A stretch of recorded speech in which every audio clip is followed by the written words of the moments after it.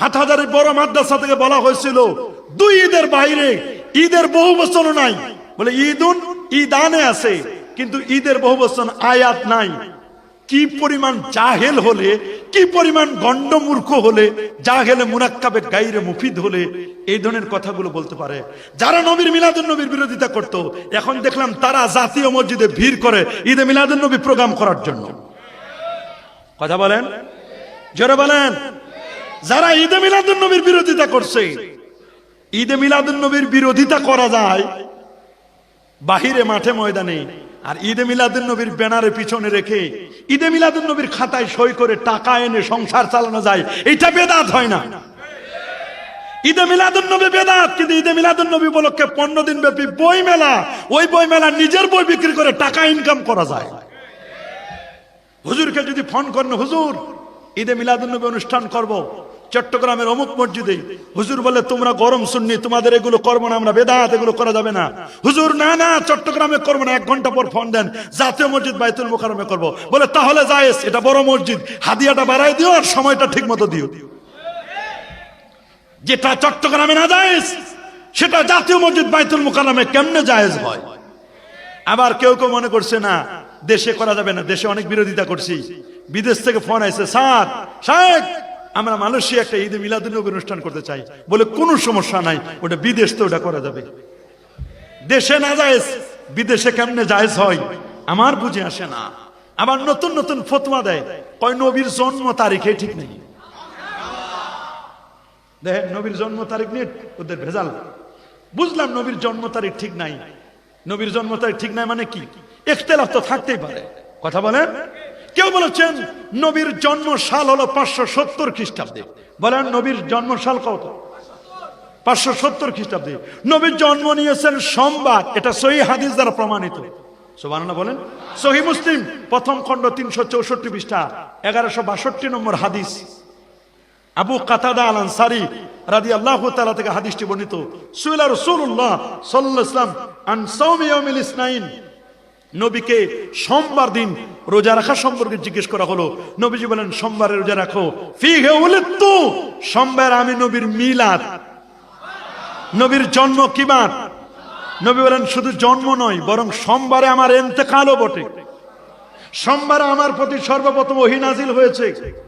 ফিহি আমতু ওয়া ফিহি উনজিলা আলাইয়াল ওয়াহয়ু আউয়ালান, সোমবারে আমি নবী মেরাজ করেছি, সোমবারে আমি নবীর হিজরত হয়েছে। নবীর জন্ম কি বার?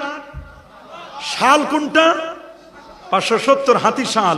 উলিদান নবী সাল্লাল্লাহু আলাইহি ওয়াসাল্লাম আমাল ফিল ইয়াউমাল ইসনাইন লিইসনাতা আশারাতা খাল্লাত লাইলাতান খাল্লাত মিন শাহরি রাবিউল আউয়াল ফিল ইয়াউমিল্লাযী বাসাল্লাহু তায়রান আবাবিল আলা আসহাবিল ফিল। আব্রাহা যখন কাবা শরীফের উপর হামলা করেছিল হাতি দিয়ে, ওই বছর নবীজি জন্ম নিয়েছেন। নবীর জন্ম 570 হাতি সাল রবিউল আউয়াল মাসে। তারিখটা নিয়ে এক সমস্যা, সোমবার নিয়ে কোনো সমস্যা না, সমস্যাটা তারিখ নিয়ে। কেউ বলছেন 10ই রবিউল আউয়াল, কেউ বলেন 8ই রবিউল আউয়াল, কেউ বলেন 12ই রবিউল আউয়াল, কেউ বলেন 2 রবিউল আউয়াল, এরকম 4-5টা কৌল আছে। তবে আল্লামা ইমাম জাহেদ আল কাউসারি সমসাময়িক যুগের শ্রেষ্ঠতম আলেম, তিনি মাকালাতে কাউসারিয়ার মধ্যে বলে দিয়েছেন, মাকালাতে কাউসারির মধ্যে চমৎকার করে বলছেন, নবীর জন্ম তারিখটা যেই সালে হোক না কেন বা যেই তারিখটা হোক না কেন, 12 তারিখের পরে আর কেউ কোনো মত দেন নাই। সুতরাং 12 তারিখকে ধরে 950 বছর ধরে গোটা পৃথিবীতে ঈদে মিলাদুন নবী পালন হয়েছে। এটা এক ধরনের এজমায়ে সুকুতি আমরা বলতে পারি। আল্লাহু আকবার বলেন। সারা ওয়ার্ল্ডে 950 বছর ধরে এটা পালিত হয়ে আসছে। সুতরাং এইটা নিয়ে কেন তোমরা এত কথা বলো? নবী রবিউল আউয়াল মাসের যে কোনো দিন জন্ম নিলেও ওই জন্মের ওই তারিখটার কারণে পুরো রবিউল আউয়াল মাসটা বরকতময়। শুধু পুরা রবিউল আউয়াল মাস বরকত নয়, নবী রবিউল আউয়ালের কারণে পুরো বছর বরকতময়। আল্লাহু আকবার বলেন। তো নবীকে নিয়ে তোমাদের এত কেন মাথা ব্যথা? নবীর পবিত্র ঈদে মিলাদুন নবী, এটাকে আমরা পবিত্র বলি। আপনার আমার পেশাব পান করা যাবে? পেশাব পান করা যাবে? কোন প্রাণীর পেশাব খাওয়া যাবে? আর আমার রাসূলুল্লাহর পেশাব পান করেছিল 3 জন মহিলা, 2 জন সাহাবী আর 1 জন সাহাবিয়া। আল্লাহু আকবার। রাসূল বলে দিয়েছেন তোমার পেটের অসুখ হবে না কখনো। অথচ আপনার আমার পেশাব খাইলে মানুষ পাগল হয়ে যাবে। তা আমার নবীর পবিত্র নয়? আপনার আমার থুতু খাওয়া যাবে, নাকের সর্দি নেওয়া যাবে? অথচ এই বুখারী প্রমাণ। উরওয়া ইবনে মাসউদ বলেন, আল্লাহ নবী যখন উযু করত, নবীর উযু মোবারক, উযু করার সময় সাহাবায়ে কেরাম নবীর উযুর পানিগুলো নেওয়ার জন্য ফকিরের মতো হাত পেতে দিতেন। নবীর নাকের সর্দি, মুখের থুতু নেওয়ার জন্য ফকিরের মতো হাত পাততেন। নবী যখন কাউকে একটু দিতেন, দেওয়ার পরে এগুলো সুম্মা দালাকু আলা উজুহিহিম, এগুলো তারা চেহারার মধ্যে মেখে নিত। আমি তো 1 লাখ টাকা দিলেও আপনারা আমার থুতু নিবেন? বলবেন গরিব হইতে পারি হুজুর, কিন্তু স্ট্যাটাস তো আমার ঠিক আছে, কেন 1 লাখ টাকা দিয়ে আপনার থুতুটা নিব আমার হাতের মধ্যে? আর নবীর থুতু নিয়ে কারাকারি শুরু হইতো, নবীর নাকের শ্লেষটা নিয়ে কারাকারি শুরু হতো। এটা কোনো কেসা না, গল্প গুজব না, সহিহ বুখারীর হাদিস। আল্লাহু আকবার। সহিহ বুখারীর মধ্যে স্পষ্ট লেখা, আমার নবীর উজুর পানি নিয়ে কারাকারি হতো। নবী যখন বিদায় হজ্জের সময় মাথা যখন হলক করলেন, চুলগুলো যখন কামাই দিলেন, হলক করা ওয়াজিব বলেন না, তখন নবীজির চুল মোবারক নেওয়ার জন্য সাহাবায়ে কেরাম মারামারির মতো, মারামারি মানে একেবারে কঠিন অবস্থা। নবীর চুলগুলো যারা পায় নাই, ওরা ওই যারা পান নাই নবীর থুতু মোবারক, তারা নবীজির হাত, যার হাতটা স্পর্শ করেছে তাকে স্পর্শ করে বলতো, ভাই আপনার হাতটা বরকতময়, আপনি রাসূলুল্লাহকে স্পর্শ করেছেন। এই ছিল সাহাবায়ে কেরামের প্রেম, এ ছিল সাহাবায়ে কেরামের ভালোবাসা। আর আজকে দেখেন আমাদের কি অবস্থা। আজকে আমরা কোথায়? আল্লাহু আকবার বলেন।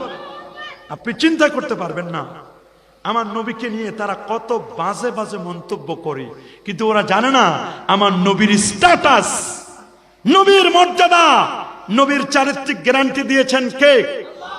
আরো জোরে বলেন। আল্লাহ দিয়েছেন, ওয়া ইন্নাকা লাআলা খুলুকিন আযীম। সুবহানাল্লাহ। আপনি শুনলে অবাক হবেন, প্রফেসর ডি লামার্টিন, যিনি 14 বছর পর্যন্ত আমার নবীকে নিয়ে গবেষণা করেছেন। কত বছর? 14 বছর গবেষণা করার পরে তিনি রিপোর্ট দিয়েছেন, প্রশান্ত মহাসাগরের তলায় যে বালুকণাগুলো আছে, যত বালু আছে, ওই বালুগুলোকে যেমন পরিমাপ করা যায় না, আমার নবীর চারিত্রিক মাধুর্যতা এটা বর্ণনা করে তেমন শেষ করা যায় না। আল্লাহু আকবার বলেন। এই জন্য আমার নবীর পবিত্র ঈদে মিলাদুন নবীটা কি? এখন ওদের দ্বিতীয় আপত্তি হলো ঈদে মিলাদুন নবী ঈদ বলা যাবে না। কি বলে তারা? সবাই বলেন না, কি বলা যাবে না? ঈদ বলা যাবে না।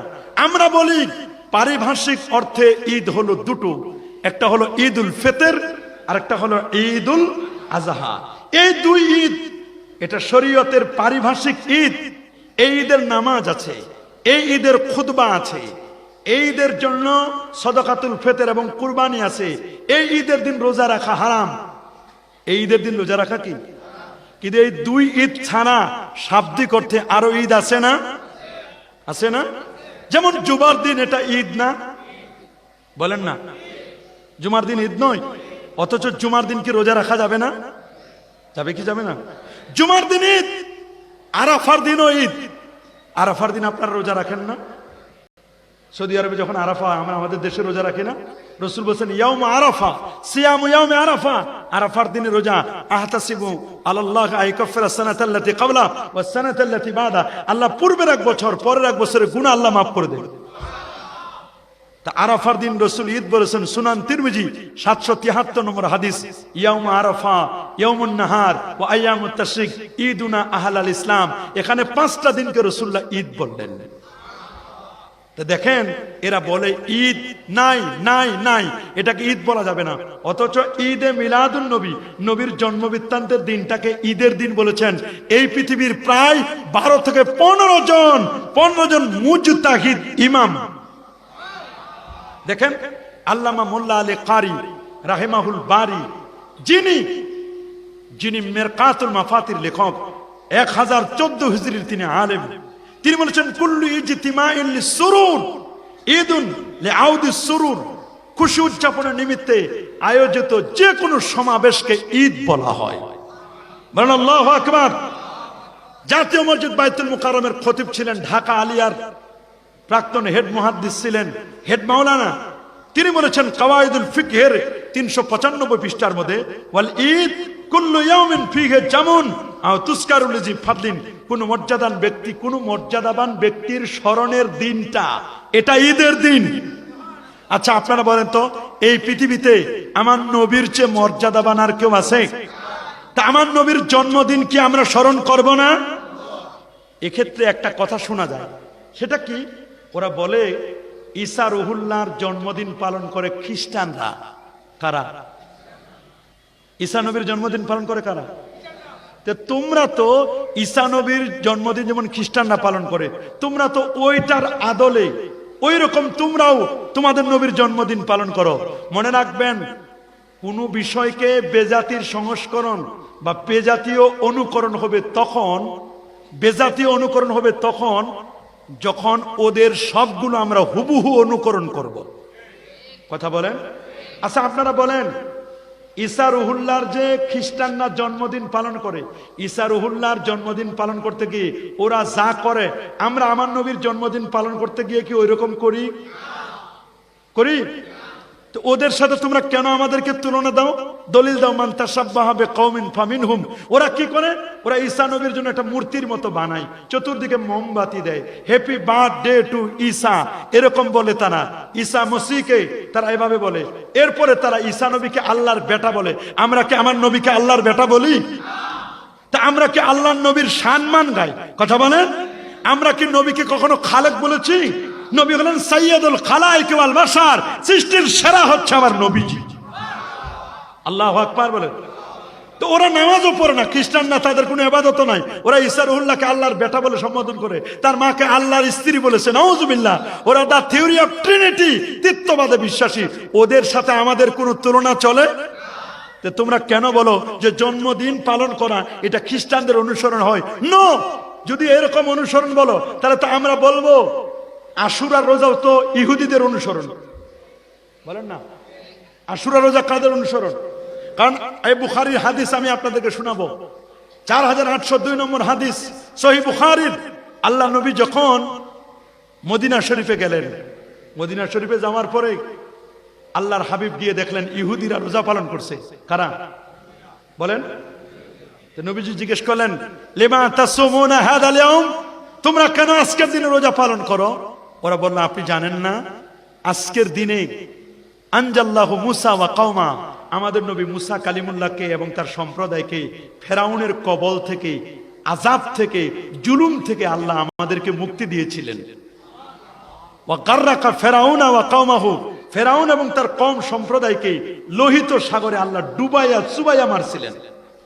আল্লাহ যা আমাদেরকে মুক্তি দিয়েছিলেন এটাকে স্মরণ করে মুসা নবী প্রত্যেক আশুরার দিন রোজা পালন করত। মুসা নবী ইন্তেকাল করছে, আমরা তার অনুসারী ইহুদিরা আমরা প্রত্যেক বছর ওই দিনটাকে স্মরণ করে আমরা কি করি?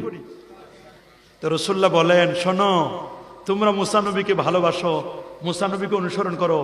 নাহনু আহাক্কু ওয়া আউলা বিমুসা মিনকুম, বুখারী বর্ণনা, আমি রাসূলুল্লাহ তোমাদের চেয়ে মুসা নবীর পালন করার ব্যাপারে, মুসা নবীকে অনুসরণ করার ব্যাপারে অধিক হকদার। আউলা ওয়া হাক্কু বিমুসা মিনকুম, তোমাদের চেয়ে আমি নবী বেশি হকদার। আল্লাহ যদি আমারে হায়াতে বাঁচিয়ে রাখেন তাহলে আগামী বছর আমি, তোমরা রোজা রাখো একটা, আর আমি রাসূলুল্লাহ রোজা রাখবো কয়টা? বলেন না কয়টা? 9, 10 এবং 10, 11। তাহলে এক্ষেত্রে কি রাসূলুল্লাহকেও বলবেন নবীজি ইহুদিদের অনুসরণ করছে? ওরা রাখে একটা, রাসূল রাখবেন কয়টা? ওরাও রোজা রাখবে, আমরাও রোজা রাখবো। ওদেরটাকে রদ করার জন্য খ্রিস্টানরা যে নবীর ঈদের মিলাদুন নবী, ঈদে মিলাদুন নবী না, ঈদে মিলাদে ঈসা, ওরা ঈসা নবীর জন্মদিন পালন করে। আমরা ওদের আকীদা না রেখে, ওই রকম আকীদা না রেখে আমরা আমাদের মতে আমার নবীর জন্মদিন পালন করি সহিহ তরিকায়, কোরআন এবং সুন্নাহ মুজতাহিদ ইমামদের তরিকায়। কেন আমাদেরকে খ্রিস্টানদের সাথে তুমি তুলনা করো? এটা তোমার গোস্তাখে রাসূলের প্রমাণ, এটা তোমার রাসূলের বিদ্বেষের প্রমাণ। কোন ইমামে কথা বলে নাই যে তাদের হুবহু অনুসরণ করলে সেটা আপনি বলতে পারেন যে খ্রিস্টানদের সাথে। আমরা কি তাদের হুবহু অনুসরণ করি? ওরা যা করে আমরা তা করি? বরং আমরা করি সেমিনার, সিম্পোজিয়াম, কোরআন মাজিদ তেলাওয়াত, মানুষকে খাবার খাওয়ানো, গরিব দুঃখীদেরকে সাহায্য সহযোগিতা করা, খতনার ব্যবস্থা করে দেওয়া, তারপর শিক্ষামূলক কিছু গিফট করা, যে সমস্ত মেয়েদের বিয়ে হয় না পারিবারিকভাবে এদেরকে বিয়ের ব্যবস্থা করা।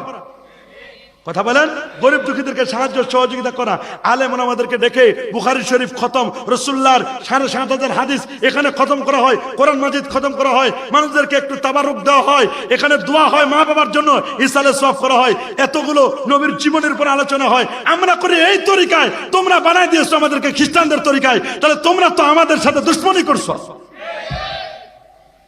আমরা যেটা করি না সেটা তোমরা আমাদেরকে মিথ্যা তহমত দিচ্ছ, অপবাদ দিচ্ছ। কথা বলেন।